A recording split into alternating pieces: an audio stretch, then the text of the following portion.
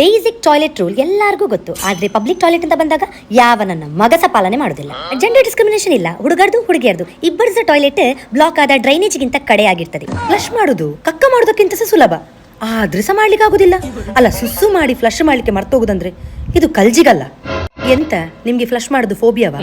ಮನೇಲಿ ಸೀಗೆಯಾ ನಿಮ್ಮದು ಕಕ್ಕ ಬೇರೆಯವರು ಫ್ಲಶ್ ಮಾಡುದಾ? ಯೂಸ್ಡ್ ಸ್ಯಾನಿಟರಿ ಪ್ಯಾಡ್ ಅನ್ನು ಡಸ್ಟ್ ಬಿನ್ ಅಲ್ಲಿ ಕಮ್ಮಿ ನೆಲದ ಮೇಲೆ ಬಾಲೆಲೆ ಹಾಸಿದಾಗೆ ಹಾಸಿರ್ತಾರೆ. ನಿಮ್ಗೆ ಚಿಕ್ಕಿರುವಾಗ ನಿಮ್ಮ ಅಮ್ಮ ಭಯ ಹುಟ್ಟಿಸಿಲ್ವಾ ಅಂತಲ್ಲ, ಅದ್ರ ಮೇಲೆ ಹಲ್ಲಿ ಹಾವೆಲ್ಲ ಹೋದ್ರೆ ಶಾಪ ಸಿಗ್ತದೆ ಅಂತ ಹೇಳಿಲ್ಲ ಅಂತ ಅಲ್ಲ. ಕೆಲವರು ನೆಕ್ಸ್ಟ್ ಲೆವೆಲ್ ಇರ್ತಾರೆ. ಅವರು ಯೂಸ್ ಮಾಡಿದ ಪ್ಯಾಡ್ ಅನ್ನು ಕಿಟಕಿ ಪಕ್ಕ ಮೇಲೆ ದಂಡೆಯಲ್ಲೆಲ್ಲ ಹಿಡಿದು ಎಂತದ ಬಂಗಾರ.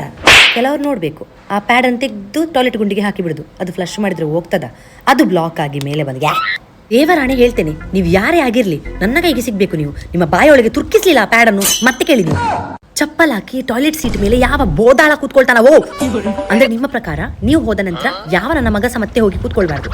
ಅಥವಾ ನೀನು ಕಕ್ಕ ಮಾಡಿದ್ದು ಗೊತ್ತಾಗ್ಲಿ ಎಲ್ರಿಗಂತ ಸಿಗ್ನೇಚರ್ ಬಿಟ್ಟು ಬರದ ನಿನ್ನ ಫುಟ್ ಪ್ರಿಂಟ್ ಇದು, ಹೌದನಾ? ಬೇಕರ LKG ಮಕ್ಕಳಿಗಿಂತ ಸಹ ಕಡೆ ಆದ್ರಲ್ಲ, ನಾಚಿ ಆಗಲ್ಲ ನಿಮಗೆ?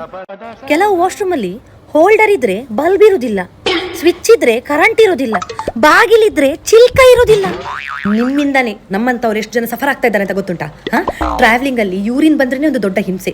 ಅನಿವಾರ್ಯತೆಯಿಂದ ಪಬ್ಲಿಕ್ ಟಾಯ್ಲೆಟ್ ಯೂಸ್ ಮಾಡಿದ್ರೆ ಇಲ್ಲ ಸಲ್ಲದೆಲ್ಲ ಬಂದ್ಬಿಡ್ತದೆ.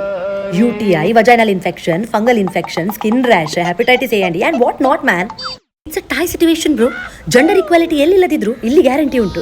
ಟಾಯ್ಲೆಟ್ ಕಾಂಪಿಟೇಷನ್ ಅಲ್ಲಿ ಗಲೀಜು ಮಾಡಿ ಬರ್ತಾರೆ. ಗಂಡಸರದು ಅಷ್ಟೇ, ಹಿಂಗಸರದು ಅಷ್ಟೇ. ನಾತ ಘಾಟು ಹೊಡಿತದೆ ಬ್ರೋ. ಒಳಗೆ ಹೋಗಿ ಹೊರಗೆ ಬರುವಾಗ ಸತ್ಯ ಹೇಳ್ತಾನೆ, ಒಂದು ವಾರ್ ವಿನ್ ಆಗಿ ಬಂದಾಗ ಆಗ್ತದೆ. ಅಂದ್ರೆ ಒಳಗೆ ದಂಬು ಕಟ್ಟಿ ಕೂತ್ಕೊಳ್ಳೋದಲ್ಲ, ಹೊರಗೆ ಸಡನ್ ಬಂದು ಶ್ವಾಸ ತೆಗೆಯುವಾಗ ಅಮ್ಮ ಬದುಕುಳಿದ್ರೆ ಸಾಕು ಅಂತಾಗಿದೆ. ಕೆಲವರು ವಾಶ್ರೂಮಿಗೆ ಹೋದ್ರೆ ಕಾಲಿಗೆ ನೀರು ಹಾಕುವ ಹೆಸರಲ್ಲಿ ಬೊಲ್ಲ ಮಾಡಿ ಬಂದಿರ್ತಾರೆ. ಅಂದ್ರೆ ನೆಕ್ಸ್ಟ್ ಹೋಗುವ ಮನುಷ್ಯ ಕಾಲು ಹಾಕಿದಾಗೆ ಮುಳುಗಿ ಬಿಡಬೇಕು ಹಾಗೆ.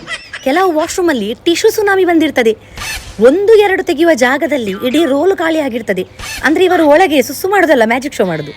ಕೆಲವು ಟಾಯ್ಲೆಟ್ ವಿಕಾಸನವರು ಇರ್ತಾರೆ. ಇವರು ಹೋಗಿ ಬಂದ ನಂತರ ಯಾವ ನನ್ನ ಮಗನಿಗೆ ಸಹ ಧೈರ್ಯ ಬರುದಿಲ್ಲ ಹೋಗ್ಲಿಕ್ಕೆ. ಅಂದ್ರೆ ಇವರ ಆರ್ಟ್ ವರ್ಕ್ ಎಲ್ಲಾ ಕಡೆ ಪಸರಿಸಿ ಇರ್ತದೆ. ಬಾಗಿಲಿಗೆ ಲಾಕ್ ಹಾಕಿದ್ದು ಗೊತ್ತಿದ್ರು ಕೂಡ ದಡಬಡ ಅಂತ ಬೊಡ್ತಾ ಇರ್ತಾರೆ. ಅಂದ್ರೆ ಇವರು ಬಾಗಿಲ ಜೊತೆ ರೆಸ್ಲಿಂಗ್ ಆಡುದು.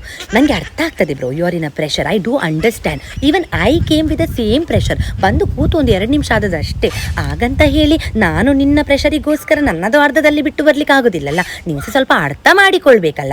ಟಾಯ್ಲೆಟ್ ಒಳಗೆ ಕೂತು ರೀಲ್ಸ್ ನೋಡುದು, ಪದ್ಯ ಕೇಳುದು, ಕಾಲ್ಸ್ ಮಾಡುದು. ಅಲ್ಲ ಟಾಯ್ಲೆಟ್ ಕಾಲ್ ಸೆಂಟರಾ? ಅಲ್ಲ ಹೊರಗೆ ನಿಂತ ಒಂದು ಗತಿಯೇ ಚಡ್ಡಿಯಲ್ಲೇ ಆಗ್ಬೇಕು ಪಾಪ. ಇದೆಲ್ಲರ ಮಧ್ಯದಲ್ಲಿ ಬೈ ಚಾನ್ಸ್ ನಮ್ಗೆ ಕ್ಲೀನ್ ಟಾಯ್ಲೆಟ್ ಸಿಕ್ತು ಅಂತ ಅನ್ಕೊಳ್ಳಿ, ಅದನ್ನು ಯೂಸ್ ಮಾಡಿ ಬರುವ ಸುಖವೇ ಬೇರೆ ಬಿಡಿ. ನಿಮ್ಮ ಎಲ್ಲರ ಹತ್ರ ಸಹ ಕೈ ಜೋಡಿಸಿ ವಿನಂತಿ, ನಿಮ್ಮ ಪರಿಚಯದಲ್ಲಿ ಅಥವಾ ನೀವೇ ಹೀಗಿದ್ರೆ ದಯವಿಟ್ಟು ಸುಧಾರಿ ಮಾರೆ.